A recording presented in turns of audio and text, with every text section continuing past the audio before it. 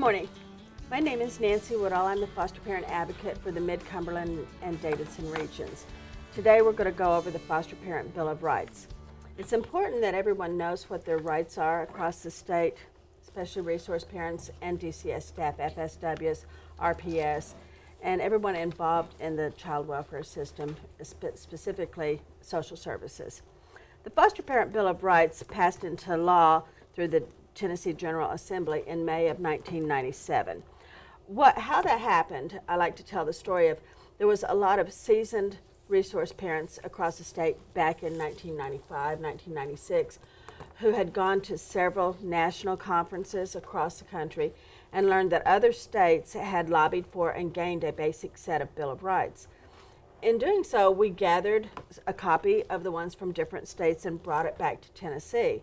We sat down and we kind of tweaked it and pulled out pieces of each state that already had a Bill of Rights and made what we thought would fit best for the foster parents in Tennessee, for the foster children in Tennessee, because it's really all about the kids, and something that DCS could also embrace as well. So we drew up our own copy of the Bill of Rights and we presented it to DCS, and they had their spin on it too. They tweaked it and added some wordage that they thought would be best to suit everybody's needs in partnership. You're going to hear me talk a lot about partnership when I talk about Bill of Rights. Well, after we did that, then we met with some of our legislators, with Senator Tommy Burks and Jerry Hargroves, and got them to support us in this Bill of Rights. And they did so with the Tennessee legislators, and it passed into law in May of 1997 with the signature of Governor Sundquist. So that's where our Bill of Rights, which is law, is covered under Tennessee Code Annotated. It's not just policy, although it is part of policy. It's not just a courtesy, although I like to believe that everybody embraces this and recognizes it for the value that it is. And it is such a valuable piece of legislation for the foster parents in Tennessee. And so that takes us, I also have a co-trainer here with me, Miss Johnetta Lane, from Tennessee Valley and Hamilton County. So it starts with the very most important topic, which is respect. Respect is the first thing we talk about because it is the most valuable piece of this Bill of Rights when we're talking about true partnership with the department. Respect is referenced in tenets 1, 3, 10, and 22. Now we're going to go through these tenets of the Bill of Rights one by one. I'm going to ask you to help me read them, and then we're going to talk about what it means and what it means to resource parents, what it means to DCS, and how it is used for the best interest of the children in the child welfare system in Tennessee. Respect is referenced first in Tenet 1, and that's just general respect. I love this one more than any of the tenets in here. Well, there's a lot of them that I'm really favorable to, but this one is really important because it encompasses, I think if everybody followed Tenet 1, we wouldn't really have a need for all the rest of the tenets.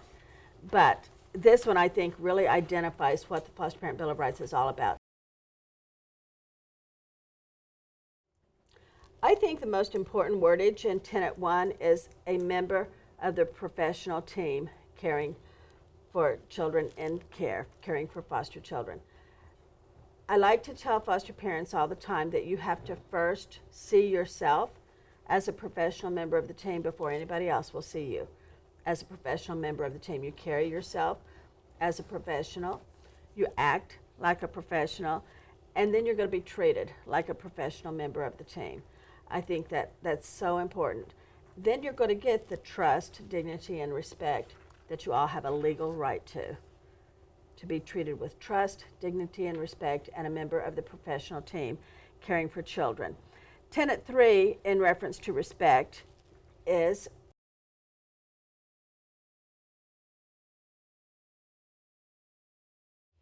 what this tenet means in essence is that foster parents have the right to continue their traditions. DCS, in the way of a partnership, is of the hopes that we will learn new traditions by incorporating the foster child's traditions as well. So that way we become a blended organization, family, whatever have you, just to make sure that our children are exposed to different traditions and cultures, and we are as well. However, the remaining fact is that the foster family has the right to maintain their own values and traditions. What I like to tell people about this one is we all know about that continued bond between birth parents and their children that are in our home. And we want to nurture that relationship. And so when the birth parents want to call in the evenings, that's fine. We encourage that. However, it doesn't have to happen during your supper time. If that is your family values and routines, that you don't accept phone calls during the supper hour, you have the right to continue that. If you don't accept phone calls after 9 o'clock at night, you have the right to turn your phone off. We will work together as a team to come up with a more appropriate time for those telephone contacts between birth parents and their children, while maintaining the respect that you have the right to continue your family values and routines in your own home. I don't want to imply at all that we're not going to work with birth parents. We absolutely have to work with birth parents and make that work. But we can do that without it imposing on your family values and routines. Respect is also referenced in Tenet 10. Mark, you want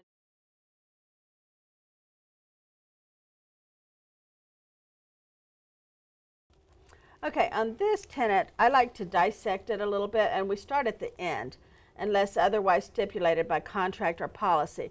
That's usually talking about our private agency providers. When you take a child in your home and you're a private agency provider, you sign a contract that you're going to maintain that child in your home for X amount of months, you know. And so you kind of make that agreement with them. Now, I will tell you, after being a foster parent for 30 plus years and having 400 plus children in my home all that time, I'm going to be the first to tell you that sometimes it's not a good match. Sometimes it's like mixing oil and water, and it just does not happen. I also want to be the first to tell you, to remind you that when you first went through PATH classes or MAP classes, long before PATH, or even when I started, when there wasn't even a title for it, we're taught that placement disruptions sets a child back developmentally at least 6 months. Every time there's a placement disruption. None of us are in the business of hurting children.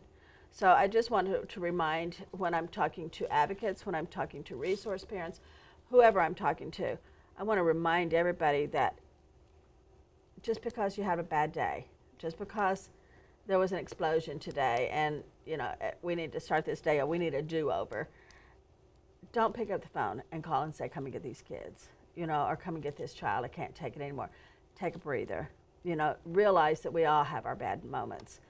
Everybody has their bad moments. Understand and be reminded of what it's going to do to that child if they're suddenly disrupted because we've had a bad day. Try everything. Tap into your child and family team meeting.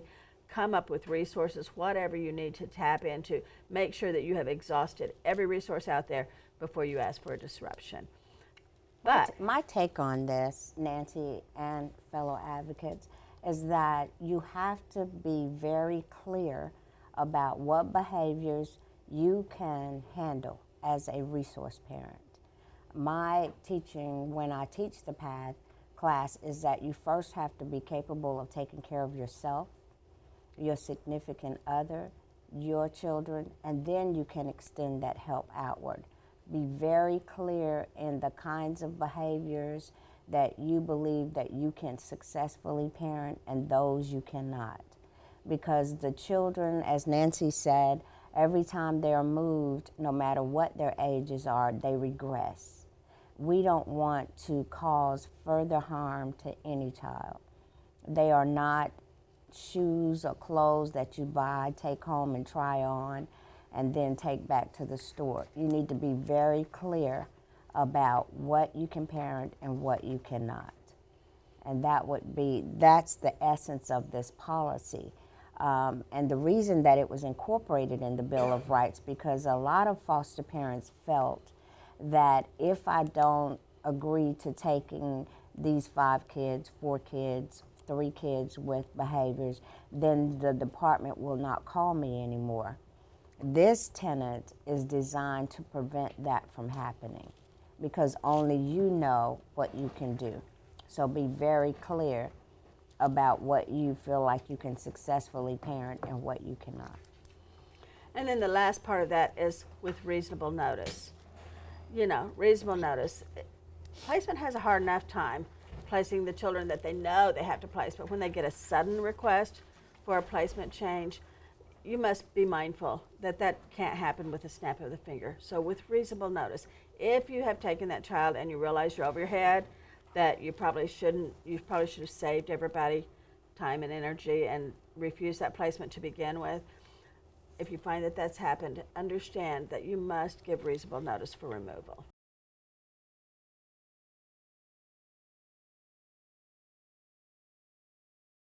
Let's go. Respect that parents know when they need a break.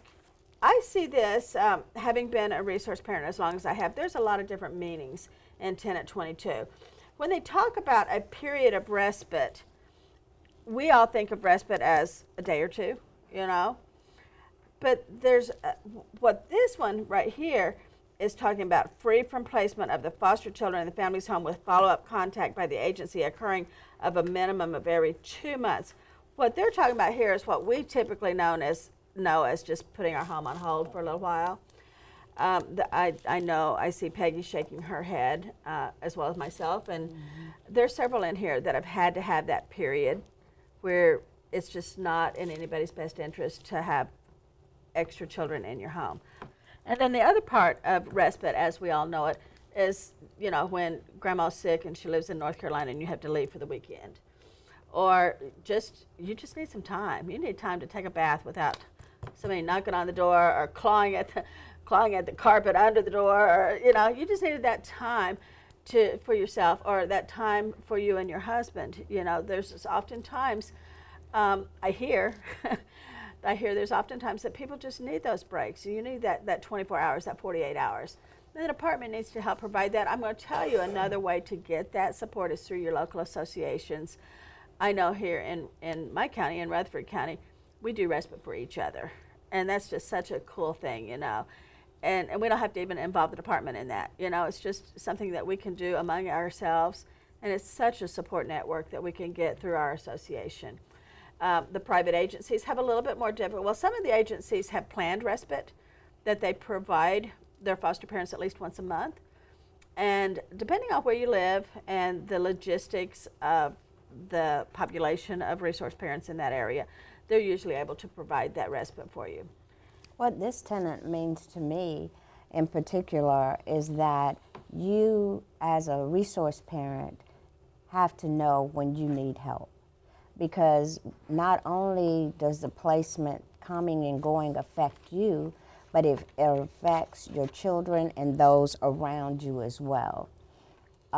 When you have other kids in the home, it affects them as well. You need to have time to regenerate your energy before you can take care of anybody else.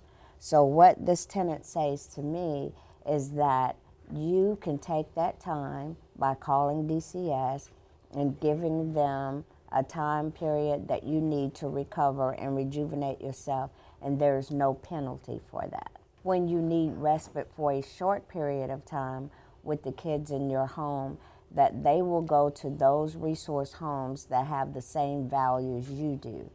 That if I say, you know, you don't watch TV shows that are R-rated, if I send them to Peggy's house, then I know that that's going to be enforced. So I think we all need a support system, because when we are resource parents, we need to have that backup. So that's what that tenant says to me.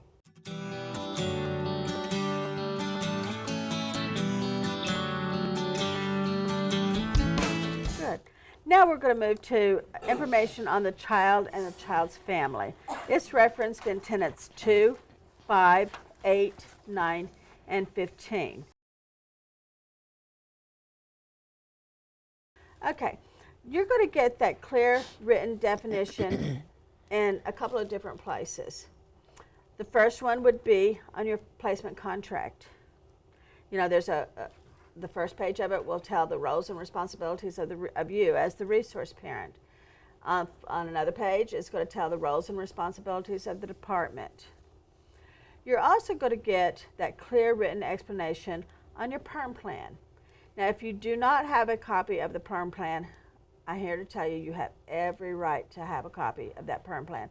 Insist upon it. Call your advocate if you need to. Make sure that you have it, because your role and responsibility is going to be identified on that PERM plan. That PERM plan may have been established before that child even came into your home. And it may not have you listed by name, but it has you listed by title, resource parent. Responsible party, resource parent. So you're going to find that on your PERM plan. Make sure you have a copy of the PERM plan of every child in your home. You have a legal right to it. And I often say, how are you going to know how to meet the needs of that child if you don't know what those needs are? So you're going to find out all of that on your PERM plan. Okay, information on the child and child's family is also referenced in Tenet 5.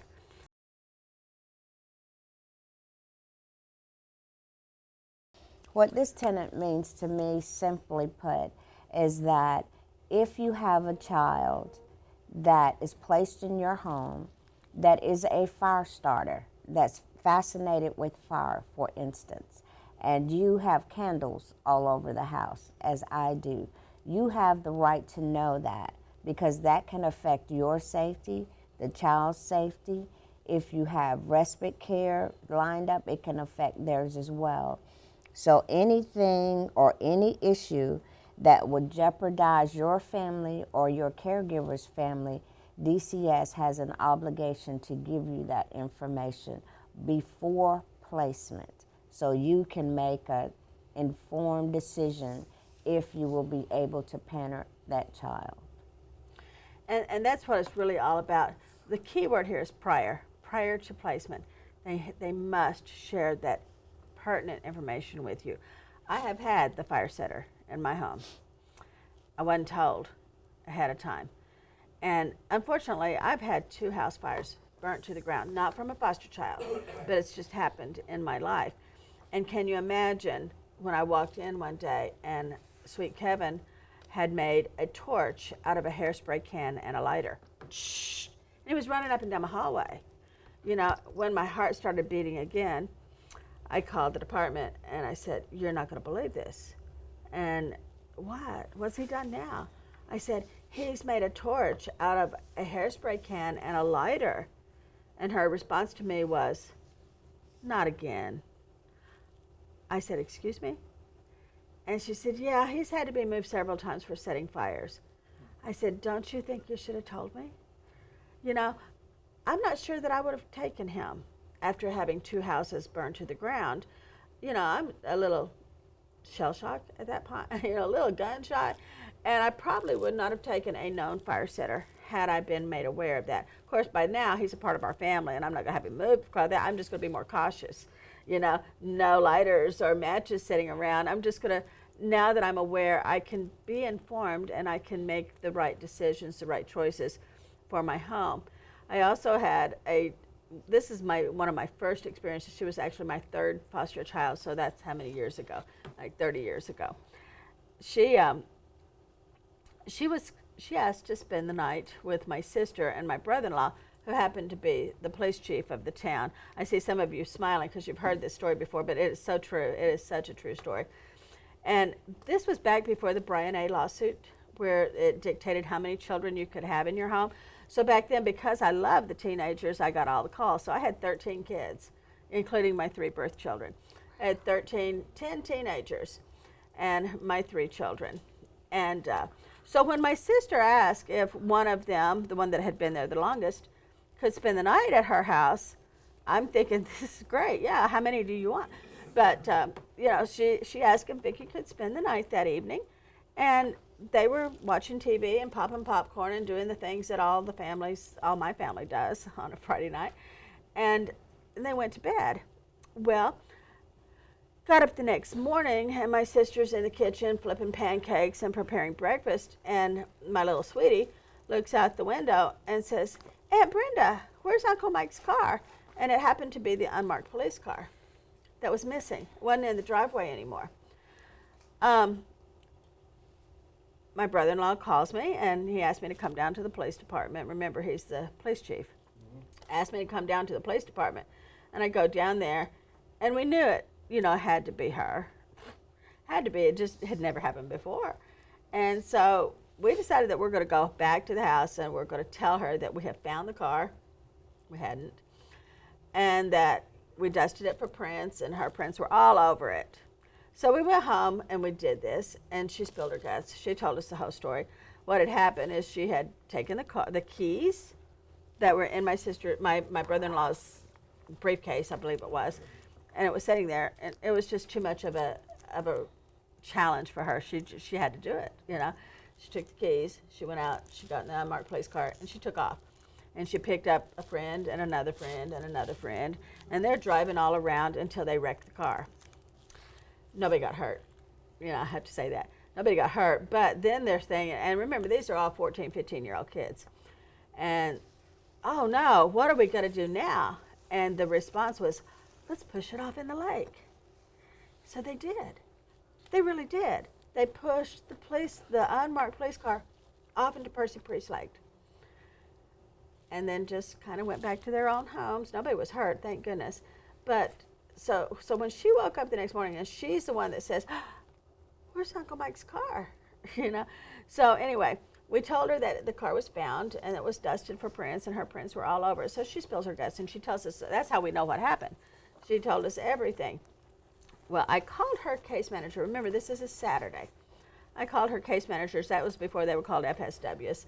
Called her case manager the next day, and I said, oh boy, you are so, and remember, this is my third foster child, so I'm still I have a lot to learn. And I said, you're not going to believe this, because who does that? And you know what she said to me? Not again. I said, excuse me? Yes, she's had to have a lot of moves for stealing cars. And again, I said, don't you think you should have told me? Now I probably would have still taken her. Remember, I'm still very new at this. I probably still would have taken her had I known that. But I would have known to never leave keys laying around. I would have known to warn my sister or anybody else, any extended family members, don't leave your keys laying around. Because, she thinks that's fair game at that point. If she can get to the keys, she feels like she's entitled. And it's all about prior to placement. Prior to placement, you have a right to know these really relevant issues about the children that you're saying yes to, the children that you're saying, yes, I can parent this child. Now, so remember, prior to placement, you have a right to know anything that the department. Now, be mindful that the department may not know all this stuff. If that child just come into custody, they have an information gathering period that they have, and it's an ongoing thing. That they gather this information. So prior to placement, they should share with you what they know, understanding that they're still developing this profile on this child. They're still learning about the child just like we are. But if the child has been in the system for a while and they've been in several different placements, they have enough to share with you. They have enough to tell you, and you have a right to that information. Okay, Tenet 8 is referenced under information on the child and the child's family.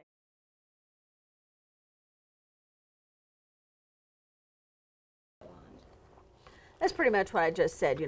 Prior to placement, they should share with you, understanding that they're still building that profile on that child. They're still gathering information themselves. So for emergency placements where time does not allow that explanation, then the department will provide it as it becomes available to you.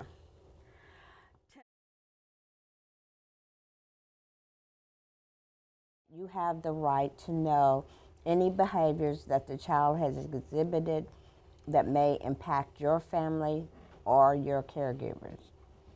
And you can refuse that replacement without any reprisals from the department.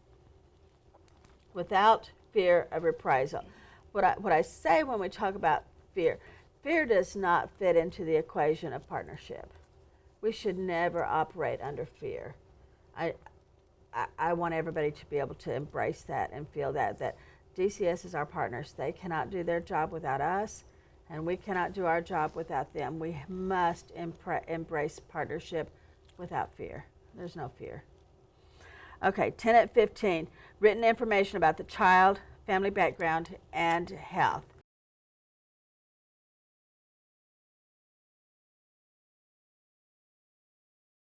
What this tenet means is that you have the right to know if that child has or has been exposed to any communicable diseases. If, for instance, the child's parent has had hepatitis C or AIDS or any of those other communicable diseases, you have a right to know that. You also have the right to be given any up-to-date information. Now, that's if the department knows. You know, all of us as resource parents are required to take the Med at Men class, the CPR class, and first aid, and all of those precautions should be followed whenever you have a foster child that you're not sure what the health hazards may be. But you have the right to decide if you want that child exposed to your family.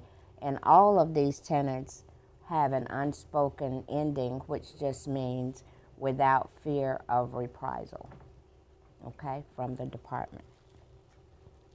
And then when we get down to the end of that, we're talking about confidential information.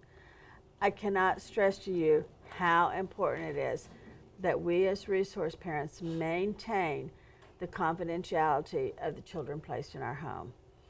It's not to be discussed at Walmart or in the parking lot, not even to other resource parents, except for or even at church where you're asking prayer for little Jimmy because it's been proven that he has AIDS. You know, you can always ask for an unspoken prayer if that's your thing, but you don't have the right to share that information with anybody that does not have a vested interest in the health of that child. Right. Now, if you've got someone that's going to do respite for you, you would only share needed information. Mm-hmm. Like if the child acted out sexually, of course you're going to say just enough to say, you know, you might want to closely monitor playtime or sleeping arrangements. But even then, it's on an as to need to know basis. It's you just must maintain the confidentiality that you are privileged to because the child's in your home. But you must, and I'm going to tell you, if the department catches wind or has an idea that confidentiality is not being maintained, then you could have a corrective action. You could even have your home closed. You know, if this isn't a corrective, if this is an ongoing pattern that you have of disclosing confidential information. It's very, very important. It's really vital to the children, but it's really vital to the department and policies and laws and everything. You must maintain confidentiality. Now you can, I say this to everybody, you can always talk to your advocate. Your advocate is not someone that you need to be fearful of or that you're breaking confidentiality, because in order for an advocate to help you protect your rights, they have to know, you know, if it's pertaining to the child. So you can share information with your advocate without fear of reprisal. But anybody else, that is privileged information that you must maintain. It's really, really important.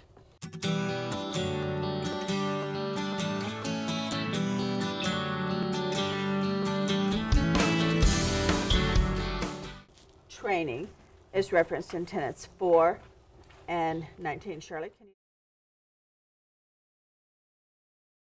Okay, now we all know about training, right? We all have our required training hours that we must get in every year. We also have some mandatory classes that we have to get in every year. There's a lot of ways to get your training hours in.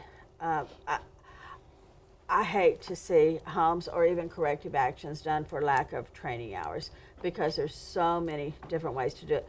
The number one reason, we all know the number one way to get them is at our state conferences. You can get all your hours in for one weekend away from home. That's pretty cool. Plus have a good time and network with other resource parents across the state. I mean, it's a really fun way to get your required training hours in. There's also your local foster parent associations will often have speakers and opportunity for you to get your training hours through your local associations. There's also books that you can read and get credit hours for. There's videos that you can watch to get your credit hours for. So there's a lot of ways to meet the minimum required hours every year. But not only do you have to do it by law, it's also a policy. You know, in order to keep your home in compliance, you must get your continued credit hours in annually. Training is also referenced in Tenet 19, training for obtaining support and information. What this tenet means to me is that all of us are professionals, and any professional is required by some statute to continue with training, just because the nature of what we're doing changes. You know, the children that we raised even 5 years ago are different than the children that we get now. So the training is not only to help the children in our home, it helps us as well.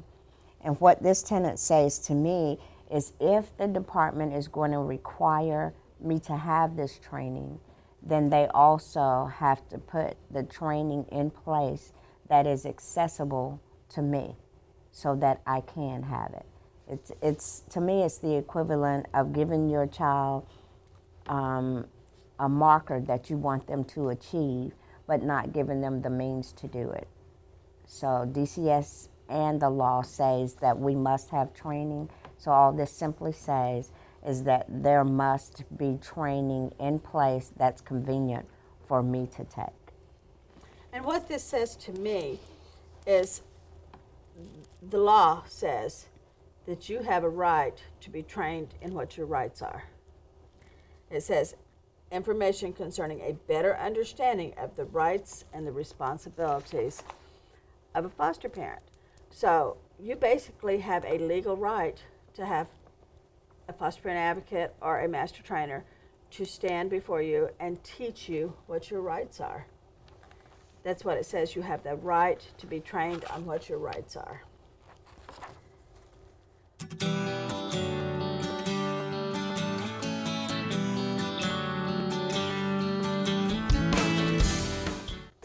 Support is referenced in tenets 6, 7, and 25. We all know that in our world, you know, we have a different lifestyle than most people, but in our world, crises don't happen between 8 and 4:30. They're always in the evenings or on the weekends. We have a legal right to be able to get departmental assistance 24/7. Different counties do it different ways. A lot of counties want you to go through your sheriff's department, who will contact the on-call worker. A lot of counties will have it on the back of an ID badge, who your emergency contacts are. A lot of counties give you a flyer or something to put magnetized on your refrigerator that tells you that emergency information, that 24/7 information. Foster parents can call their advocates and get that information. Tenet 7 is our timely, adequate financial reimbursement.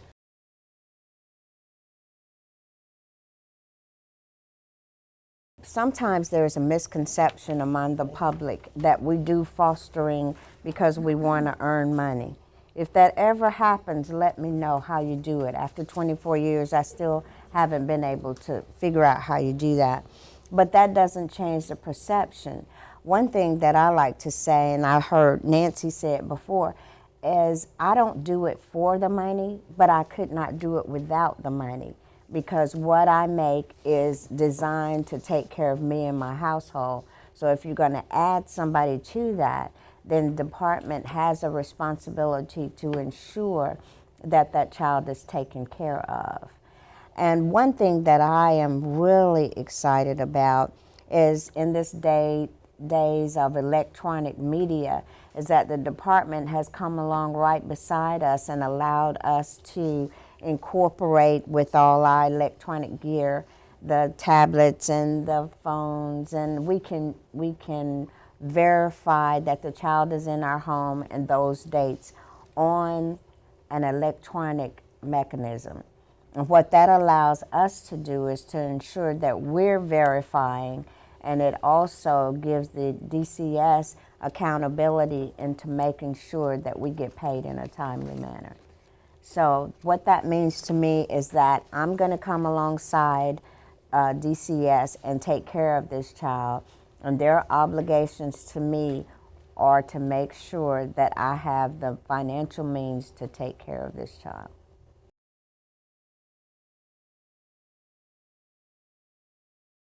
And the department provides foster parent handbooks. I want to reference the handbook. These are such a valuable book, folks. These are so valuable. I call this my foster care Bible. Everything you need to know is in here. It talks about things that you probably won't even cross your mind until it's part of your life, and that may be about driver's license for kids in foster care. And also, I'd like to add, as somebody who uses electronic media a lot, it's also on the website. A lot of times I don't have that book in front of me, but with the new technology, the phones, the tablets, the computers, it's easy to access it, and you can direct your resource parents to it as well. And it's right there. Right. Now, they periodically reprint these and update them because some of the language will become obsolete in just the new era. It becomes obsolete. But it's such a valuable, I mean, I love when new foster parent handbooks come out. I just love them. And it's just got so much valuable information. It talks about SIUs and investigations. It talks about allowance and clothing allotments. It talks about driver's license and part-time jobs. It talks about so much stuff that you don't hear in PATH class. You don't hear this kind of stuff on a regular basis, but it's all encompassed in this book, and it's just such a wonderful book. I encourage everyone, download it off the internet, get you a copy of it, read it a lot, know it back and forth, because there's so much important information in this.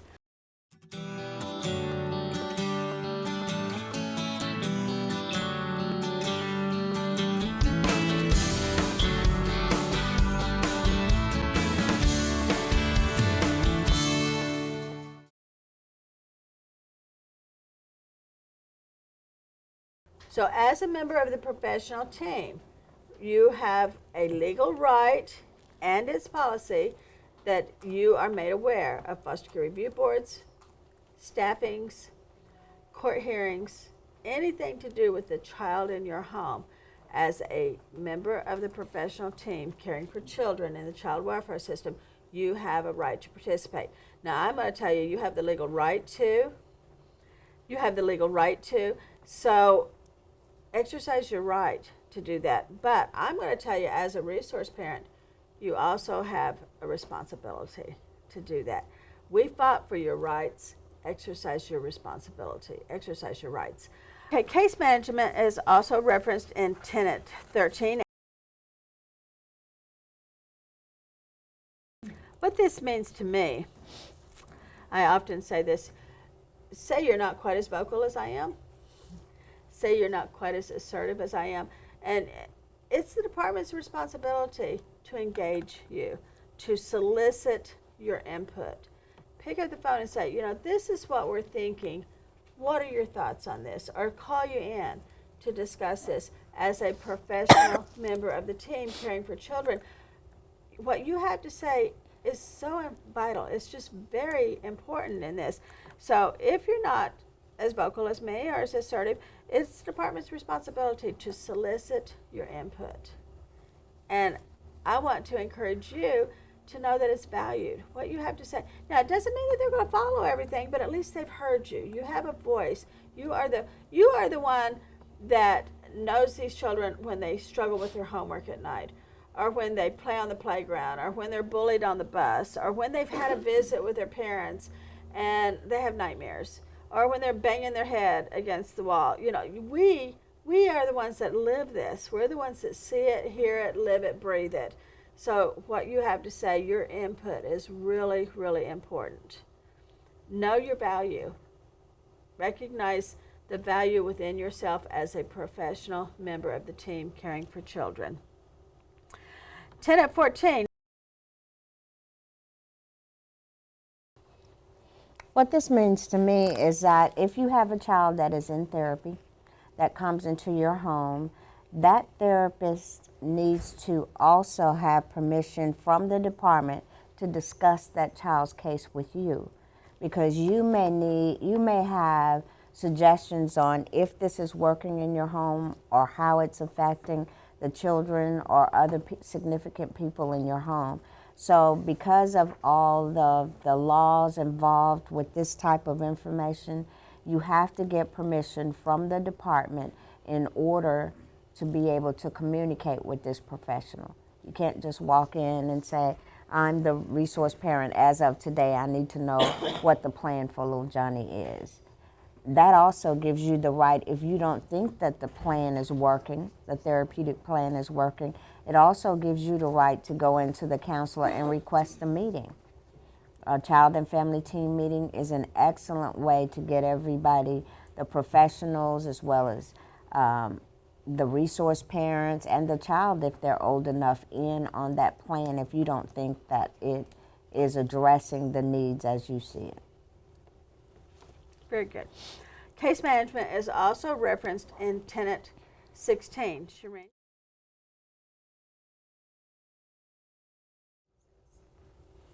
Okay, what that means to me, and we'll discuss this some here, I think it's an important tenet.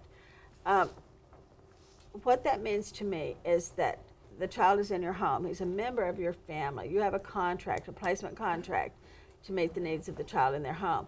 If for any reason that child is to be moved from your home, you have a right to a 14-day written notice of removal, except if the child is being returned home to their parents.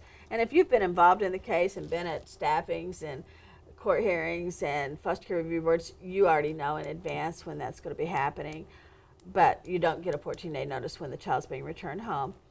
If it's a court order, the child be removed from your home for whatever reason. Maybe they're going to grandma, maybe they're being released into custody of a relative, or if the department for any reason feels like that child is at imminent risk for harm and danger.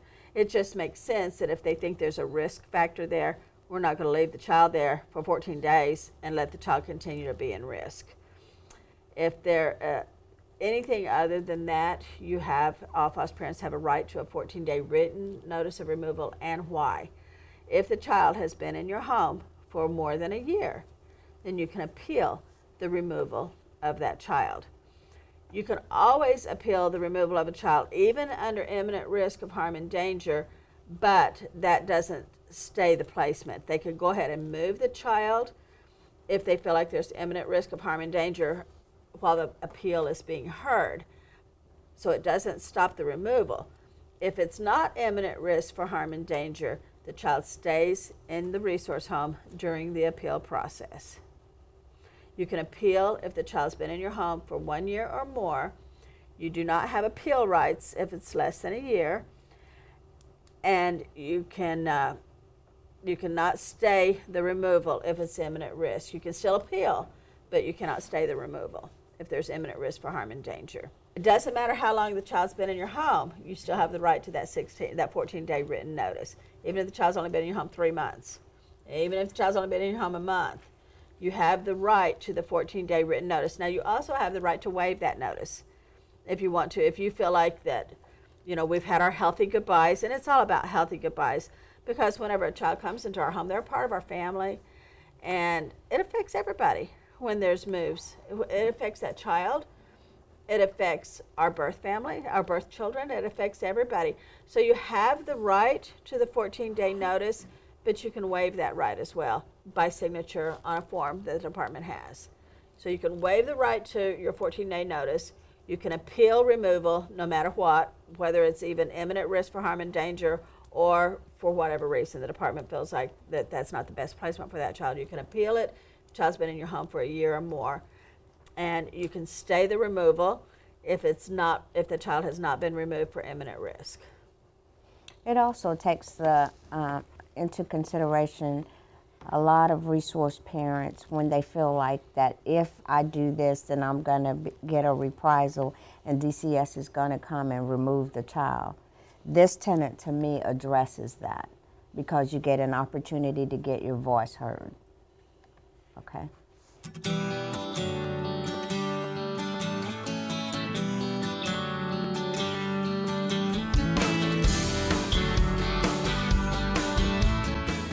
Okay, court is referenced in tenets 12 and 17.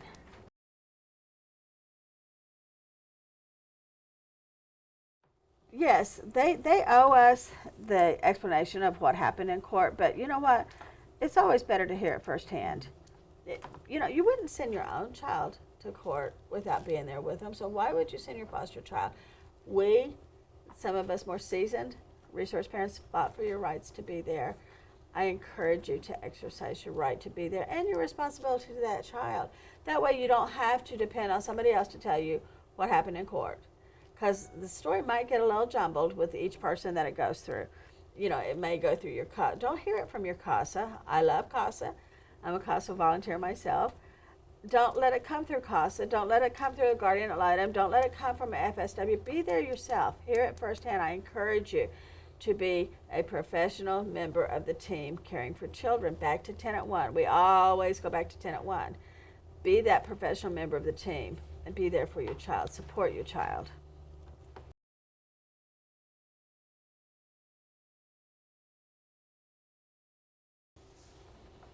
That's basically what we talked about under Tenet 12. You have a right to know. You have a right to know when court is, what we're going to court for, where it is, the day, the time. You have a right to be notified at the same time that birth parents are notified. That's usually 10 days. Cursor. I think what's key in this tenet as well is that most of the time that information should be written. So if you are unable to attend court, or even if you are in court, you still should get a notification from the department when it is, where it is, who the judge, presiding judge will be.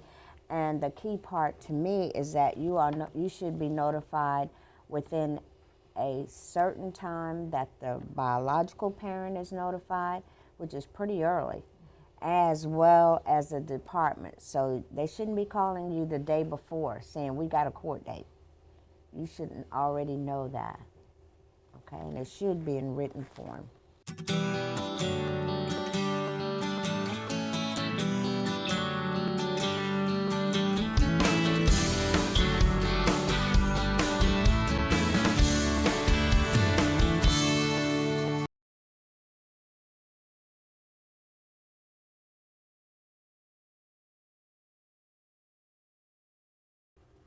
What they're talking about here is when the child has been in your home 6 months, 8 months, a year and a half, and they successfully are reunited with their family. That's what we all want. That's what foster care is all about, is putting families back together.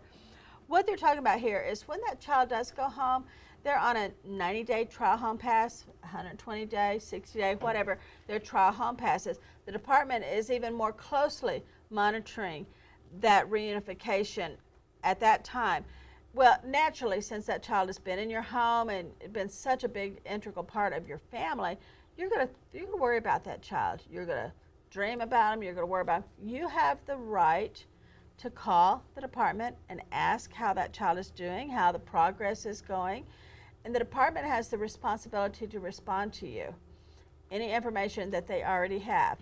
Now, what that means is that, you know, yes, he's doing really good. The family is still staying intact. They're continuing with their counseling, and everything is good. Or, well, we're getting a little worried. You know, Dad's lost his job now, and now they've been kicked out of their home. Now they're sleeping in their car. You know, whatever is going on, the department has the obligation to share that information with you. You have the right to ask for that information. Tenet 20 is the resource parent's first choice when a child is free for adoption.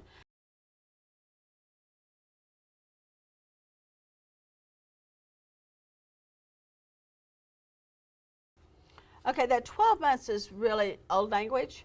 That was, remember, 1997.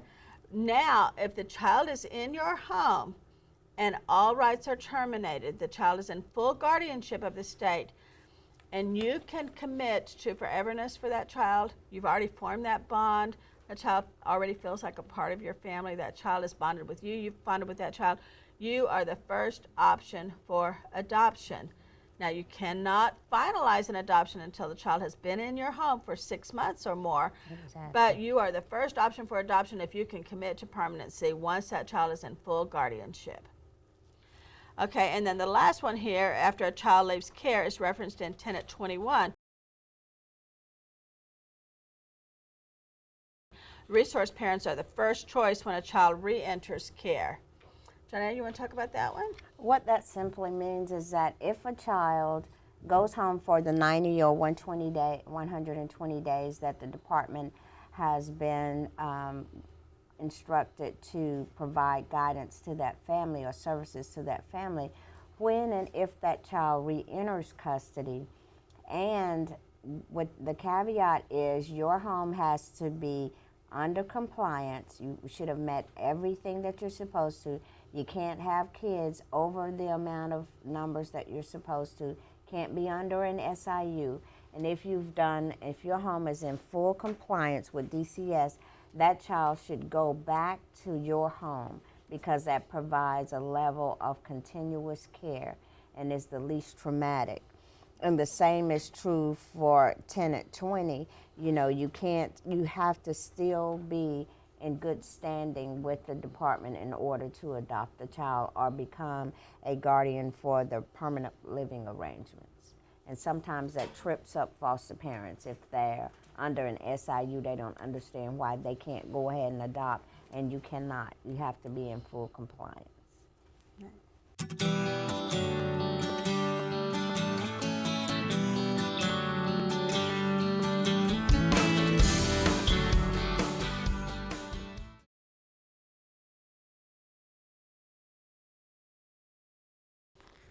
Okay, Tenet 24, as it pertains to foster parent records. Foster parent home records. Everybody has one.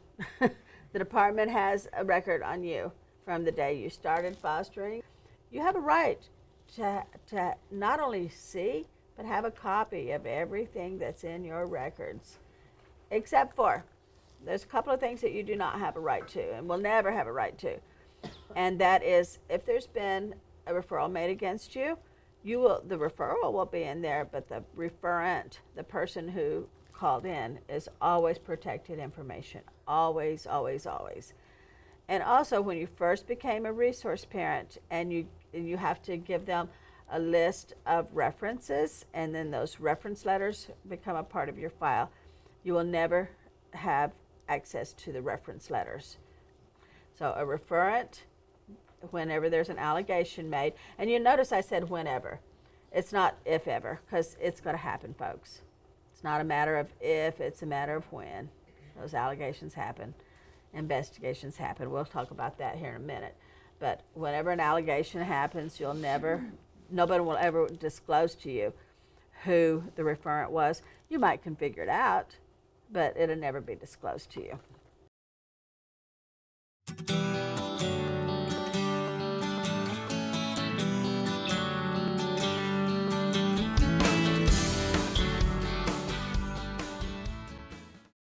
And it's about Tenet 23, the advocates introduced with duties. Simply put, what this tenet means to me is that we as advocates are, first of all, we're resource parents.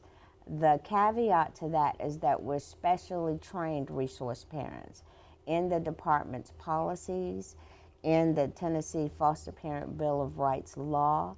It is a law, and to what that means as far as how resource parents should be treated. What it also means is that any information that we obtain during that process is confidential, and that it is to be held in the strictest of confidence. And that what that simply means is, if you go to a PATH class and you see somebody there who is in there for additional training, and you have an SIU going on, that is not the place to discuss the specifics of the SIU, even if they approach you. The SIU, which is a special investigative unit of the Department of Children's Services, although they come under the Department of Children's Services, they're a different part of that. So you have the right to be present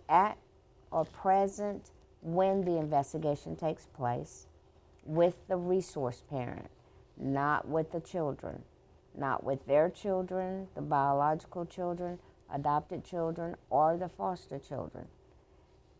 only with the resource parents, not the resource parents' babysitters or the relatives, only the resource parents. Now, we haven't extended that to include kinship parents as well, which just means that if kinship parents gets an SIU or they get an allegation against them and the children have been placed in their home through the Department of Children's Services, we can represent them as well. And we've been given the gift of having this wonderful advocacy program. I think it's about taking care of the people who take care of the kids. And that's what our job is as advocates, is to advocate for all resource parents' rights as outlined by law, while recognizing that this is a gift from the department to fund, support, and partner with the advocacy program through the Tennessee Foster Parent Association, Foster Adoptive Care Association. They've partnered with us to develop and help maintain and support and embrace the advocacy program. They didn't have to. The law didn't say they had to. The law said an advocate, one advocate. So let's all be mindful of that. I encourage people all the time to always be mindful of that, because this is such a value. Even Alabama, one. Even a lot of our neighboring states have either no advocacy program whatsoever or a limited number of advocates. Tennessee ranks highest in the nation with our advocacy program. And that's a real gift that we all need to be very mindful of all the time. The other thing that I would like to add to that, Nancy, is that sometimes private agencies don't have as much knowledge of the advocacy program. So it's our job to ensure that they know about us, that they know that they have a right to us, because they have the same rights because they are resource parents. What I have heard invariably from private agencies is that we have our own policy. However, because DCS is the parenting agency, any policy that the private agency has is subjected to the Department of Children's Services mandates. So their policy can amend it, but only as far as DCS allows. So this is a law. It is not a mother may I. You know, it is a law. There are consequences that we will talk about later for not following the law. And private agencies need to know that as well. And that it takes us right into the next part of this. When there is a CPS or an SIU interview with a resource parent about an allegation, then you can sit in on that interview. We're not a part of the investigative team. We're just sitting there taking notes. You can answer a question if it's directly asked to you. I have a lot of investigators who will, in summary, say, Nancy, do you have anything to say? But you are not a part of the investigative team. You're just there as a support to that resource parent, writing down the questions and the answers, the responses, and just being a support and a note keeper during those interviews, unless you're asked to say something. If somebody wants some clarification of a specific tenet of the Bill of Rights, oftentimes investigators will ask me about specific tenets to the Bill of Rights. They are very, very versed in policies. An allegation may come back unsubstantiated with concerns. The allegation may not meet the level of child abuse, but they're walking out of there with concerns about something. Maybe they saw medicine left out and not locked up. Maybe the child got spanked but didn't leave a bruise. Doesn't reach the level of child abuse, but the concern is a violation of our corporal punishment. You know, so they may walk out of there with an allegation that is unsubstantiated, but yet there's still concerns that will be discussed and maybe even written up on a corrective action as a result of that investigation. But no one should be in there when that resource parent is being interviewed. Usually, and it's always in my case, if it's a husband and wife, they will interview them separately, not together. You do not have a right to be present when the children are being interviewed. Birth children or foster children, you don't have a right to be present, only when the resource parent is there and has asked for you to be present. Now, there comes the other issue, is do they know they have the right to, and do they know the value of having an advocate present? That's an ongoing struggle for us to make sure that all foster parents, and that goes back to Tenet 19, they have a right to be trained on what their rights are. They have a right to have an advocate present during an allegation or during an investigation. They have the right to. It's our job as advocates to make sure that resource parents know what their rights are, to know that. Now, SIU is developing a form that they can give to the resource parents, informing them of their rights to have an advocate, and actually even identifying who their advocate is and their contact information. So I think everybody is trying to be real mindful and making sure of that, and it's our job to continue to struggle and push forward on that and make sure that every resource parent knows what their rights are, specifically through investigations. They need to feel supported.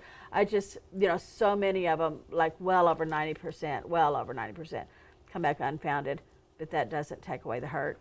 It doesn't take away the anxiety, the stress, the anger, and that they really need to be supported through this, because there is likely going to come back unfounded or unsubstantiated, but it doesn't erase those 60 days that they went through waiting on an investigation to come to a head, to be closed. And Nancy, on that note, I think that we as advocates also play a role in addition to note-taking, like you were saying, and clarifying issues, because when you're in that stressful state as a resource parent, you may say things, and the investigators, all of us have, a filter of what we hear and see and do that it goes through. For instance, I was at an SIU hearing, and the allegation was that the paramour, when he was taking care of the kids, would sit on the front porch while they played in the yard and have a drink during the 2 hours that the foster parent was getting off from work. Well, sitting in on this interview, the investigator asked him specifically about that allegation, and he said, yes, when I come home in the evenings, I get me a drink and I sit on the porch and the kids are running around and everybody's cool. Well, when the report was sent up to her supervisor, what she had put in there, since she was from the north, what do you think a drink was to her? A drink to her was an alcoholic beverage. In the South, to us, a drink is a Coke, sweet tea normally, or Sprite, and that's what he meant, was sweet tea. And so sometimes when you are rattled, when you feel like you're being picked upon, all of these emotions that rise up when you are being accused of something, sometimes you don't have the wherewithal to say, now what I mean by a drink is sweet tea, whereas as the advocate, we're sitting there listening. It is our responsibility to interject in there, which is what I did. Now what do you mean by that? And so although we are not part of the investigation, we can also ask questions to clarify what they mean by that, because they might come home and say, I come home and I'm so tired I kicked the dog. Well, that could just be a saying. They don't necessarily kick the dog, and but just to be there as a support, to hear, to make sure that you are clarifying what they're trying to say in that stress state.